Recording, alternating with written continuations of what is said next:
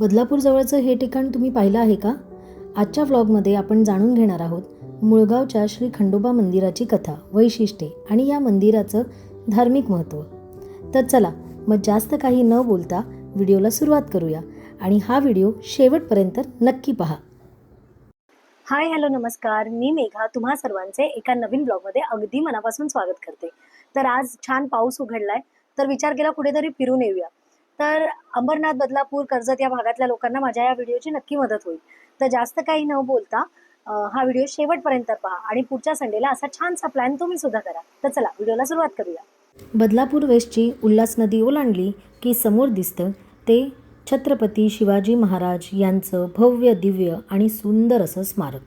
तर ह्या स्मारकाच्या बाजूला असलेले दोन्हीही रस्ते तुम्हाला मुळगावच्या दिशेनेच नेतात. पण मी डावीकडे असलेला रस्ता निवडला कारण तो रस्ता आम्हाला जास्त जवळचा वाटला.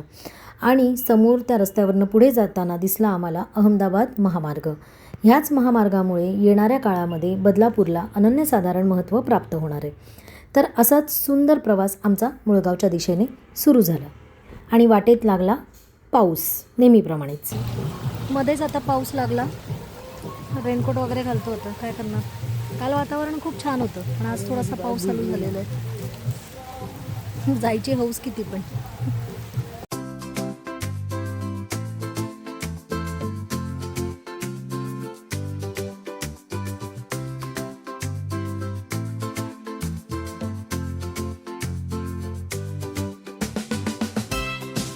निसर्गरम्य वातावरणाचा आणि पावसाचा अनुभव घेत आमचा प्रवास छोट्या आणि चिंचोळ्या रस्त्यातून गावागावातनं जात होता आणि समोरच्याच डोंगरावर आमची नजर जाताच आम्हाला दिसलं सुंदर असं खंडोबा मंदिर. आणि असं करत आम्ही पोचलो खंडोबा मंदिराच्या प्रवेशद्वाराशी. आता खऱ्या अर्थाने आमचा प्रवास मंदिराच्या दिशेने सुरू झाला, म्हणजेच या पायऱ्यांवरनं सुरू झाला. आणि ज्याप्रमाणे मोठ्या जेजुरीला बाणाईचं मंदिर हे मंदिराच्या पायथ्याशी आहे, तसंच इथेसुद्धा अगदी पायऱ्यांच्या पायथ्याशीच आहे बाणाईचं मंदिर.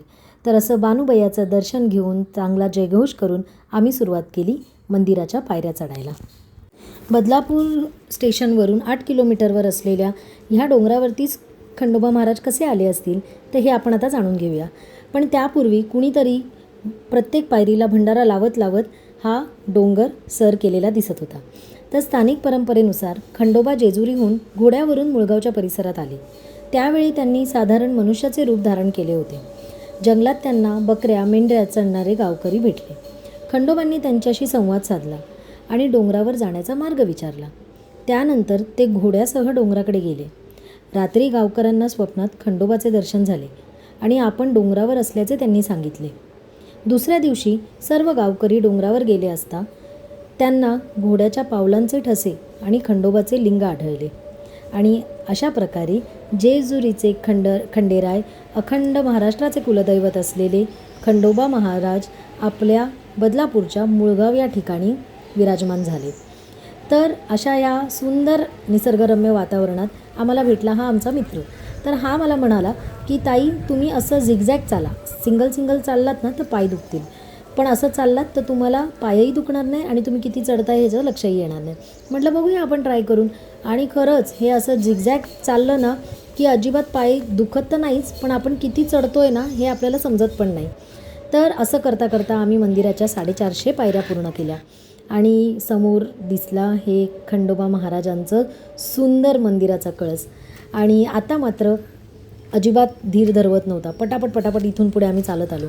पूर्वी ना इथे अजिबात सोय नव्हती, पण आता इथे व्यवस्थित पत्रा टाकलेला आहे, भाविकांची सोय केलेली आहे, चपला स्टँड आहे, सगळं व्यवस्थित मेंटेन आहे.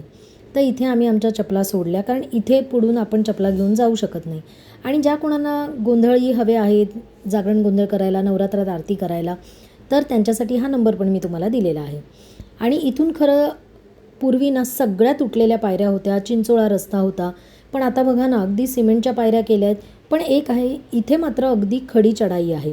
खरी मजा तर इथेच येते, खूप लांब पायऱ्या आहेत. तर असं सुंदर मंदिर समोर असताना पायऱ्यांचं काय घेऊन बसताय.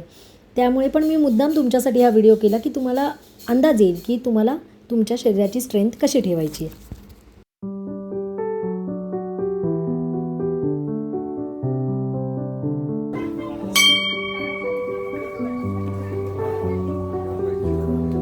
आता आपण जाणार आहोत मंदिरात दर्शनासाठी. गर्भगृहामध्ये मल्हारी मार्तंडाच्या मूर्तीसोबतच खंडोबा, म्हाळसा आणि बाणाई यांची 3 शिवलिंग आहेत. गर्भगृहात असलेल्या छिद्रातून पूर्वी भंडारा येत असे तिथल्या स्थानिक पुजारी यांचे म्हणणे आहे. कालांतराने ती जागा बुजली आणि तिथून भंडारा येणं थांबलं.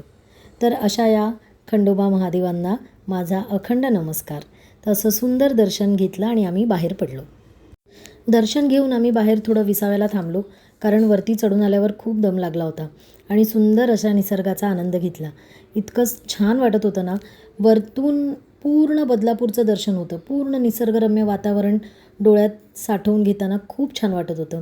आणि तिथे कोणत्याही प्रकारचं रिस्ट्रिक्शन नाही आहे की इथे जास्त वेळ बसू नका वगैरे. छान फेरफटका मारला. फायनली दर्शन तर खूप छान झालं. आणि यापूर्वी आम्ही एकदा आलो होतो मुळगावला, तेव्हा त्या ज्या सिमेंटच्या पायऱ्या दिसत ना, त्या पायऱ्या पण नव्हत्या, सगळं तुटलेलं होतं. पण आता इतकं छान वेल मेंटेन्ड आहे.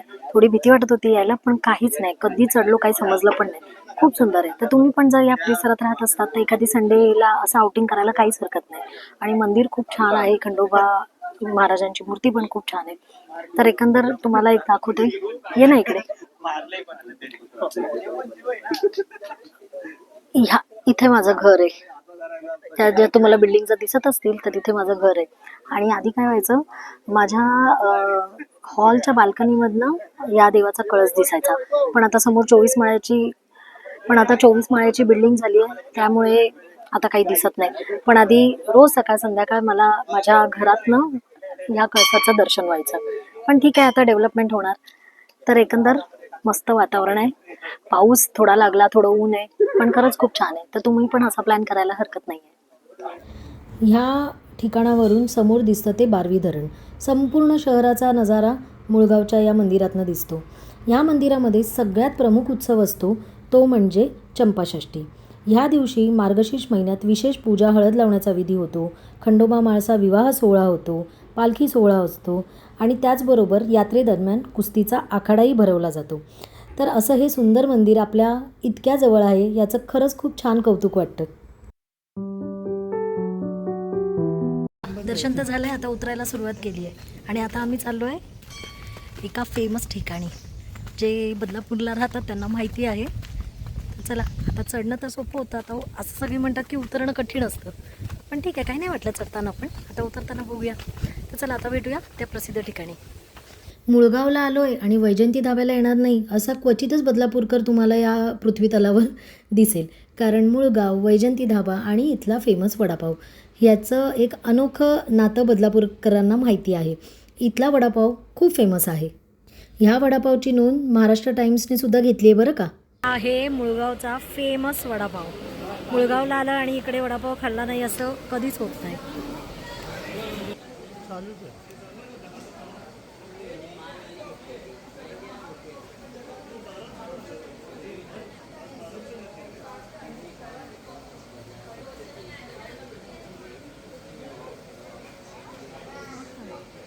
वडापाव आणि गरमागरम चहा पिऊन आम्ही परतीच्या प्रवासाला सुरुवात केली. आणि वाटेत दिसणाऱ्या ह्या भात शेती बघण्यामध्ये काय मजा आहे माहिती आहे का. मी तर कधी पाहिली नव्हती ही लावणी करताना.